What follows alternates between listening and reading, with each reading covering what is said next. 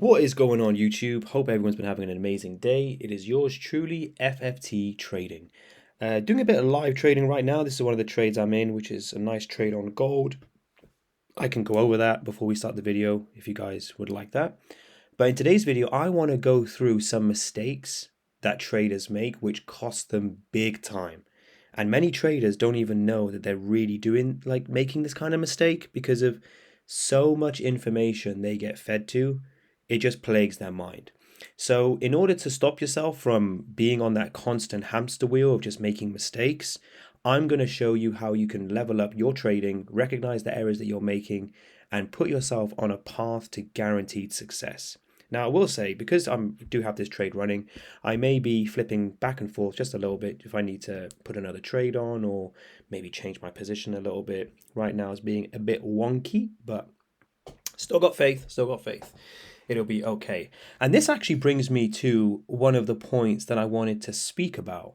And I truly feel like one of the biggest problems that traders have is when they interfere with their trades outside of their plan. Okay? Now, what does this mean? Okay? What this will look like, okay? What does this look like? This will include closing trades early, moving stop losses, maybe even moving TPs, just any kind of interference that their plan doesn't state. So look at this trade right now, okay? Be honest with yourself, okay? If you saw something like this happening, right? Let's say I got tagged into the trade by here, okay? Let's say you're just going along. Wow, very nice. Oh, hang on a minute, it's getting a bit wonky. Oh, this is where it gets a bit scary. Like, at this point, be honest with yourself. Try and look at some scenarios that you've had in the past. Does this make you feel any kind of way? If you're a beginner trader, or any kind of trader for that matter, the answer really, realistically, is going to be yes. Unless you're an experienced trader like myself, you're going to kind of care when you see this. You may not care a lot, but you're going to care. And a lot of the newbie traders are going to care a whole bunch. So what do? Close their trade out early, and they imagine, this is just a typical thing that will happen. Boom, price will spike off. Okay? So in these situations, the easiest thing, right, the best thing that you can do is simply just set your alerts. Like I got my alert down by here. I should really set my alert up by here as well. And another one by here. And all you're going to do is just leave it alone. Right? There's absolutely no need for you to be checking this trade. unless you have certain criteria where it's like, if I see a certain candle, or if you have to watch it, like you have to really watch the candles, then sure. But if you're going off key levels, you really don't need to interfere with it. So what is another thing that you can do? Well, listen to what I'm about to say very, very carefully. When you have tested your strategy, you have to be very, very honest with the parameters that you set within that strategy. So if you have tested a strategy, for example, where you wait for 4-hour confirmation, 15-minute trend, 15-minute confirmation candle, set 1 to 3, break even at whatever, and if that is exactly how you've done it, then what you need to realize is that when you're in the emotional arena and you're closing out these trades, you're moving your stop loss, you're moving this, you're adding another position on, you're not trading how you tested. Like, that's just a given. You're not. So you need to make it your goal to trade how you backtest. Okay, and that is the really, really difficult thing. The way that you go about this is by really making a note, like not just a mental note, make a physical note about how a scenario made you feel. It can be something as small as, I got excited because my trade was in profit by a tiny pip. Or it could be as, my trade was running to 1 to 3, it got to 1 to 6, right? 1 to 2.6, sorry. And I saw it drop a little bit. I saw a red candle and I closed it. And then it went to 1 to 3 or 1 to 4, 1 to 5 or whatever. So you have to really write that down in a journal and be very honest with yourself and say to yourself, why did I do that? Okay, what's the fear there? What's the worry? What's the problem? Why was there greed even? All the emotional things that you recognize have to be put in a journal and you have to rationalize them, be honest with yourself. You're absolutely not going to get anywhere if you recognize that moving your stop loss is making you lose more money. And after every single time you do that, you recognize it's a problem. Like, you know in your heart it's a problem, but then you want to write in your journal, oh, it's just market conditions. That's the reason why I did it, because the market made me do it. If the market behaved itself and market did what I wanted it to do, I would have been okay. But no, it wanted to go away. It wanted to do this. So how do you expect me to act? Do you not see how that is just absolutely the furthest thing from allowing you to reach your absolute best potential? And that's absolutely necessary. So that's how you get away. That's how you get over that. Let's go ahead and look at a different pair now. We set our limits. Let's just go ahead and just leave that alone for a little bit. Okay. Now, another mistake that I see traders do, which causes them to basically mess up, is that they are terrible at analyzing market structure. So for those of you who are quite new at trading, and you've heard the term market structure, what the hell is market structure? I hear about this. Market structure is simply this, okay? The market will move in three ways. It'll be going up, it'll be going down, and it will be going sideways. Now, it is your job to identify what is the structure of the market. So when you look at something like this, if you're able to recognize this is a key level, this is a key level, okay, and we've got all these intraday levels by here, then guess what? You're planning out market structure. If you see something like this, okay, recognizing these key levels, if you're able to dissect the market in a way where it starts to look quite clean and you can identify levels, then congratulations. You have computed some market structure analysis, okay? Let me go ahead and check gold for a quick second. Okay, fine. Oh yeah, I set my limits. Okay, we don't need to check gold. We're all good. I wanted to see if I had to put my thing to break even. So why is this such a prevalent mistake? I will show you with, let me find a clear example. Let's have a look.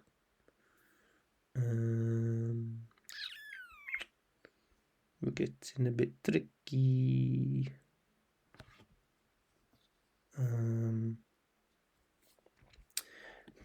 Bear with me, guys. I'm just trying to find a decent example. I'm not really finding anything at the moment. Okay. Maybe it's not so good to do it on the 5-minute time frame because there's just so much stuff here. I'm actually seeing the market structure has actually been quite easy to read in my opinion. Okay, fine. We have a good example by here. Okie dokie. So you look at this and you're not looking at anything to the left and you're just seeing this structure and saying, okay, clearly we've got a higher low by here. Clearly we've got the high by here and clearly price is traveling downwards. So what I'm going to do is I'm going to simply wait for price to break below here to confirm for me that this is now a confirmed downtrend. Okay, now price is rising. I'm expecting it to basically fall down by here. Okay, because in downtrends, price will make new lower lows. So when I see something like this, okay, oh, whoa, hang on a minute. What on earth is that? That's a higher low. We got a higher low. No, hang on a minute. We're meant to make lower lows in downtrends. Higher lows are in uptrends. And I see this high by here. Oh, I think the trend has changed. Let's go ahead and buy this market because clearly the trend has shifted back to an uptrend. Stop loss below by here. We set a nice comfortable 1 to 3. Let's go, baby. Oh. Now, why on earth did that happen? You're not going to be wrong to identify that this is a higher low and this is a higher low. And I wouldn't call this a higher high because I always go from the wicks to the bodies. And if a body has not closed above these wicks, can you see how price basically formed this high? There was a wick right by there. We go up, it's still not broken. So for me, this is just one high. That's just how I do it. People might do it a little bit differently. The issue with this is, right, you got the first bit correct, okay? But you started to get in your own head and started to think that every little trend that forms is one you should follow. Whereas if you just stayed true to this downtrend, you would probably still be able to take good trades. So how do you overcome this? Well, step one is go and watch my video on how to analyze market structure. I tell you exactly how to analyze trends, how you can identify when the trend has shifted at the most optimal opportunity, the earliest opportunity, and when it is also the most accurate, right? So which is very, very important, which not a lot of traders really know how to do, but I teach you that completely for free, okay? Once you figured that out, you then need to employ a massive amount of patience because yes, it can be unless you're an experienced trader and you don't trade counter trends, you will be waiting a period of time for your setup to develop. And you also will be sitting on your hands when you see something like this, where you've identified there is a downtrend, okay? And you see this happening, right, with all these delicious moves that look perfect, okay, you're not going to be entering there because whilst that may happen a few times, if you've tested that this works, then by all means, go ahead and do it. It's not wrong to take these buys, okay? You just have to analyze market structure properly, and then you have to pair this with a significant amount of testing so that you really do have accurate data to support the actions that you're taking. Lovely jubbly. Number 3, let's go ahead and look at another pair. Let's have a quick usy doozy. Still not breaking above. To be fair, I should change this. Let's put it by there instead. Delete this. Okie dokie. Let's go ahead and look at pound JPY. Now, I'm a big believer in the fact that I do think people can... bloody hell, I didn't even see this today. Oh, that was yesterday. Of course, yeah. I am a big believer in that you don't need what the grand population is telling you about trading, aka you need to have higher time frames, you need to have a lower time frame entry, you need to have this. You know, I preach if you want to trade the 5 minute on your own, if you want to trade the 1 minute on your own, you can go ahead and do that. However, I really do believe this is true. If you are a new trader and you just want to find some easy success, then go ahead and please incorporate a higher time frame structure. Okay, so this is, I guess, what people don't do. It's a little bit contradictory to what I said, but it kind of isn't. I do believe that you can trade a lower time frame by itself. But the thing is, when you pair this up with all the other aspects of the trader doesn't have, or the bad qualities that they do have, they're literally just walking into a death trap. Okay, so I would say for the inexperienced traders, they are not proficient enough in trading and don't use a higher time frame. Don't use higher time frame for structure. Okay, so how do you go ahead and do that? Well, you can use any higher time frame that you want. I would probably say the 1 hour is probably the bare minimum. The 1 hour is what I use, but if I really wanted to, I could use the 4 hour, daily, weekly. We can break it down by here if you want. We can start the weekly, okay? And let's go. Oops, daisy. Let's go ahead and take that little thing with us. This is not really the best example to use. Okay. So let's go ahead and look at something like this, okay? What we're basically going to be doing is using the trend model that I've drawn a million times to basically come and see where price is. So we will look on the weekly and see that we're at a support level. We go to the daily now, we can also see that this is basically being reflected as pretty much the exact same data, okay? We are by here. I'd say the absolute extreme of the support level is down by here, but we can work with it. So we can say to ourselves, because of the weekly bias, because of this by here, I'm going to anticipate that price is going to be rising. So when I go and look at my 4-hour time frame, this is what I need to see being reflected. Okay, so when I come in the morning, right, I want to see bullish. Okay, I can see these candles, boom, it's bullish. This supports the thesis that we've gone from the weekly support. The daily is also at a support level. The 4-hour has gone to the 4-hour has moved bullish. Let's go ahead and look at the 15-minute and go and take some trades. Okay, so of course it's not going to work every time, but if you structure these levels, and again, you don't have to use the weekly, you just have to structure your levels in a way where you are using these higher time frames as guides. Okay, so one very, very good strategy that you can employ, or something that you can look at, is just looking to take trades at 4-hour key levels. But this takes a very long time, so you have to be very patient. So you will take trades by there. You will take trades when price, shows you like a strong bullish candle. You can trade into this key level and go upwards.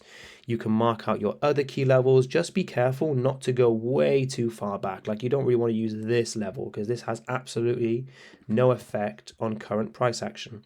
So you will basically see the market structure. Okay, you can see, right, that at, let's see now, okay, now it needs to go by here.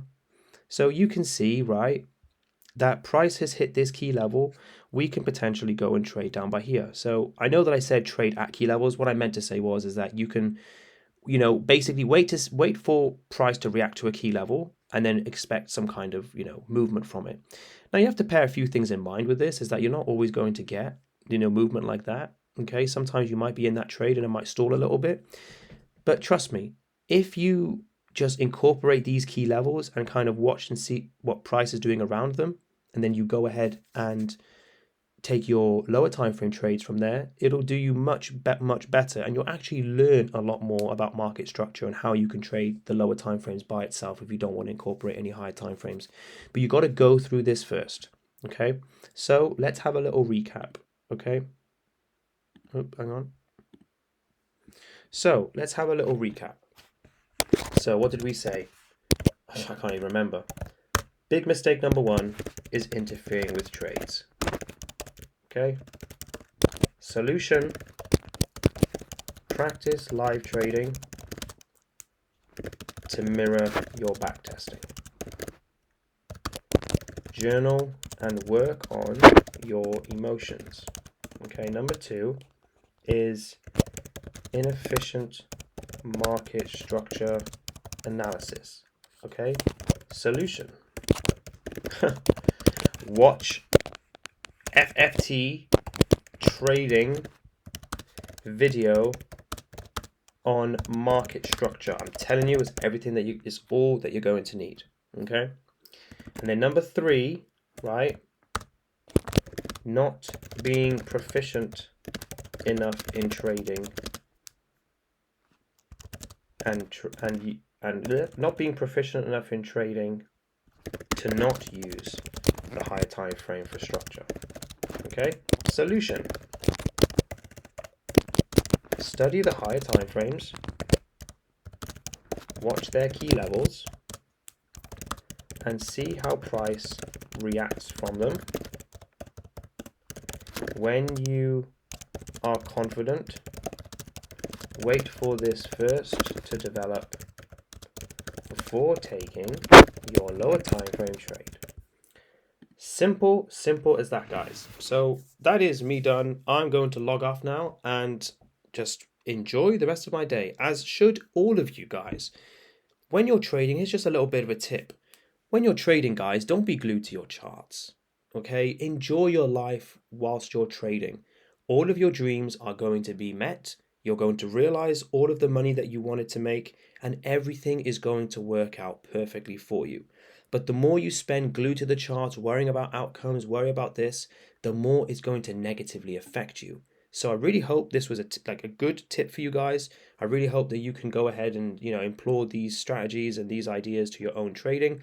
And guys, if it managed to do make an improvement to your trading, please drop a comment, please send me a like, please give me a sub. It helps massively. And if you have any questions, please drop them in the comments or send me a private inbox. But for now, I'm out. Take care and good luck with your trading. Bye for now.